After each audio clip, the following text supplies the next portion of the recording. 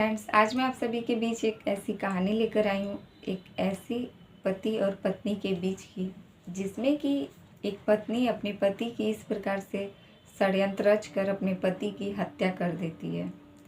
और उसने अपना जुर्म किया था उसको छुपाने के लिए इस प्रकार से प्लानिंग पहले से ही की थी कि आप सुनेंगे तो आपको भी यह जानकर हैरानी होगी किस प्रकार से एक पति पत्नी के रिश्ते को इस प्रकार से समाज के सामने कलंकित करने वाली यह महिला जो कि कानपुर से इस घटना में हम सबके सामने आई है।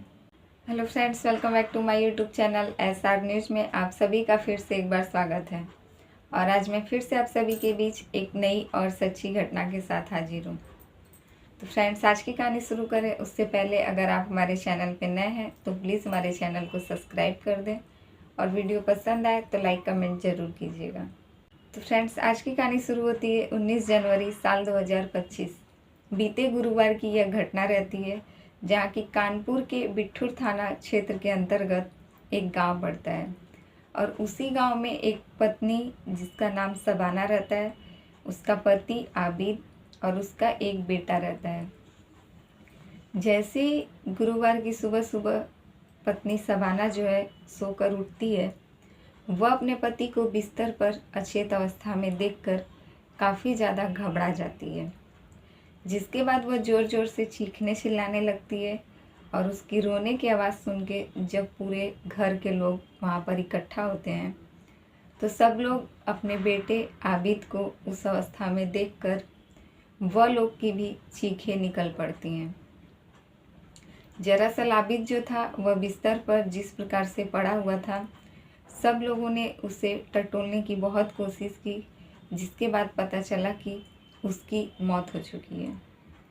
अब मौके पर पुलिस वालों को कॉल किया जाता है, पुलिस पहुंचती है और पुलिस पहुंचकर वह भी देखती है कि किस प्रकार से आबिद जो है अपने बिस्तर पर अचेत अवस्था में पड़ा है। पुलिस वाले भी कंफर्म कर लेते हैं कि आबिद की सांसें जो है वह अब नहीं चल रही हैं, यानी उसकी मौत हो चुकी है। अब वह लोग उसे तुरंत उठाकर हॉस्पिटल ले जाते हैं, जहाँ की पोस्टमार्टम रिपोर्ट आने के बाद उसके शव को परिजनों को सौंप दिया जाता है। इधर पुलिस जो है आबिद की पत्नी शबाना से जब पूछताछ करती है तो शबाना यह बताती है कि उसके पति जो कि दवा का ओवरडोज लेने की वजह से शायद उनकी पति की मौत हो चुकी है। अब शबाना जो है पुलिस वालों के सामने अपने पति के पॉकेट से वर्धक गोलियां जो कि 8 रैपर निकाल कर अपने पति के जेब से पुलिस वालों के सामने रख देती है। अब पुलिस वालों को भी लगता है जो कि जिस प्रकार से उसका पति आबिद बिस्तर पर पड़ा था, ना ही उसे कहीं चोट था, ना ही उसके शरीर पे किसी भी प्रकार का जख्म था, मतलब उसकी मौत जो है एक ऐसे ही नॉर्मली लग रही थी। इसीलिए पुलिस वालों को भी शबाना की बातों पर यकीन हो जाता है कि शायद इस गोली के ओवरडोज की वजह से ही उसके पति आबिद की मौत हो चुकी है। अब पोस्टमार्टम के बाद जैसे ही शव को मिलता है, परिजन वाले शव का जो है दाह संस्कार कर देते हैं। लेकिन जैसे ही अगले दिन पोस्टमार्टम रिपोर्ट आता है, पुलिस उसे पढ़ते ही सन्न रह जाती है, क्योंकि पोस्टमार्टम रिपोर्ट में यह बात साफ साफ लिखा था कि आबिद की मौत जो है वह गला दबाने की वजह से हुई है। यानी अब पुलिस के सामने यह केस जो था यह हत्या का केस था। अब पुलिस ये सोच में पड़ गई थी कि आखिरकार इसकी गला दबाकर हत्या की गई थी तो उसकी पत्नी ने इतना चीख चिल्लाकर और हम लोगों को कॉल कर कर क्यों बुलाया। अब पुलिस जो है वापस से शबाना से पूछताछ करती है, उसे थाने बुलाती है।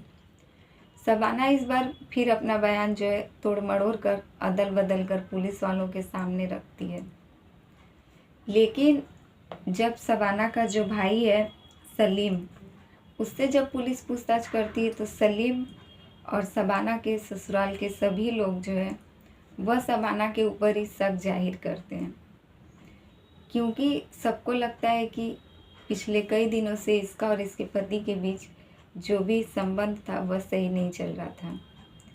अब सलीम और बाकी के घर वालों के बयान के आधार पर पुलिस शबाना से सख्ती से पूछताछ करती है। और उसकी कॉल डिटेल्स को खंगालती है। तभी पता चलता है कि शबाना उसी गुरुवार की रात 2 बजे एक लड़के से बात की थी, जिसका नाम रहता है रेहान। अब रेहान को भी पुलिस उठाती है और थाने लेकर आती है।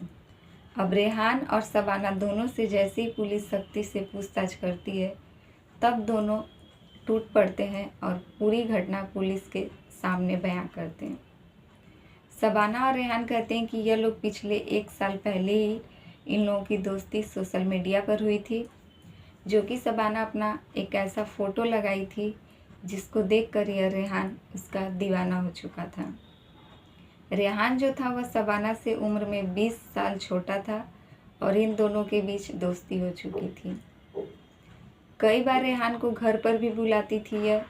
जब इसका पति आबिद पूछता था तो वह कुछ न कुछ बहाना कर कर टाल देती थी, जो कि वह 20 साल का छोटा लड़का था, इससे उम्र में 20 साल छोटा था। उसके पति आबिद को भी पहले तो उतना शक नहीं होता है, लेकिन जैसे ही कुछ दिन के बाद आबिद को इन दोनों के रिश्ते के बारे में पता चलता है, वह हमेशा इससे इस बात की नाराज़गी जताता है। इसी बात से तंग आकर शबाना जो थी वह रेहान के साथ मिलकर इस पूरी घटना की प्लानिंग करती है और गुरुवार की रात वह अपने पति से कहती है कि आज जो शक्तिवर्धक जो गोली वह हर रोज़ लेकर आता था, वह कहती है कि आज उसकी पैकेट थोड़ी ज़्यादा लेकर आना।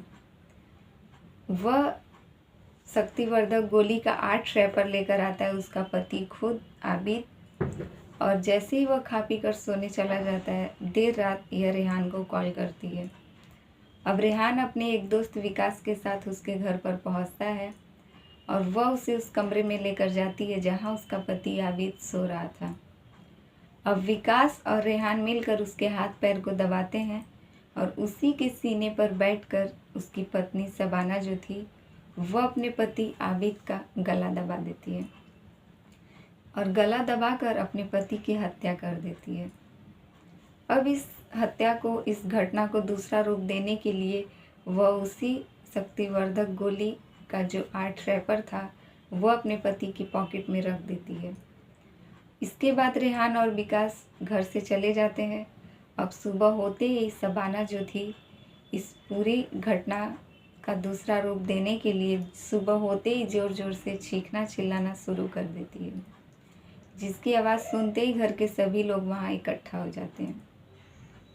तो इस प्रकार से शबाना जो थी अपने पति की हत्या कर देती है और इसको दूसरा रूप, यानी कि जो यह हत्या था यह एक मामूली, जिससे उसके पति की लगे कि एक नॉर्मल मौत हो चुकी है, इसीलिए वह इस प्रकार से पूरा षड्यंत्र रचती है। पुलिस को भी उसकी बातों पर यकीन हो जाता है और पुलिस उसके पति के शव को पोस्टमार्टम के बाद अंतिम संस्कार के लिए परिजनों को भी सौंप देती है। लेकिन जैसे ही 2 दिन के बाद पोस्टमार्टम रिपोर्ट आता है, पुलिस और पूरे परिवार वाले सन्न रह जाते हैं। फिलहाल उसकी पत्नी यह जो शबाना थी यह पुलिस की गिरफ्त में है। तो फ्रेंड्स, ये रही आज की कहानी अच्छी लगे तो प्लीज़ हमारे वीडियो को लाइक कमेंट ज़रूर कीजिएगा और हमारे चैनल पे नए हैं तो प्लीज़ हमारे चैनल को सब्सक्राइब कर दें। फिर मिलेंगे आपसे ऐसे ही दूसरी से अच्छी घटना के साथ।